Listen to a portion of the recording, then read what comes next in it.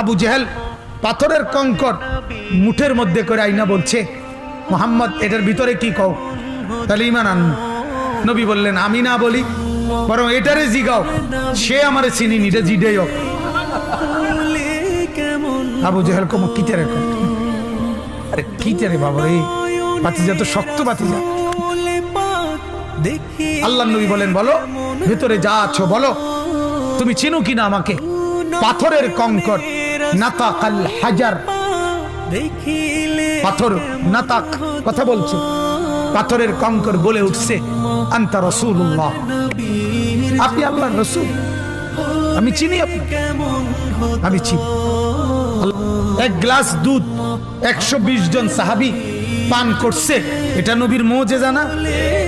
একটা বকরির গোশত 3000 সাহাবী খন্দকের, ওনারা সবাই পেট ভরে খাইছে, এটা মুজিজা না? এক মগ পানি, মানে এই বদনার তলে অল্প কদ্দুর পানি, এইটুকু পানি কূপে ফেলছে, 1400 সাহাবী গোসল করছে, অজু করছে, উথলে ওঠা পানি, এটা কি নবীর মুজিজা না? এগুলো সব মর্যাদা, এগুলো সব মর্যাদা, সব মর্যাদা, সব নবীজির সম্মান, ইজ্জত, সবকিছু নবীকে চিনত।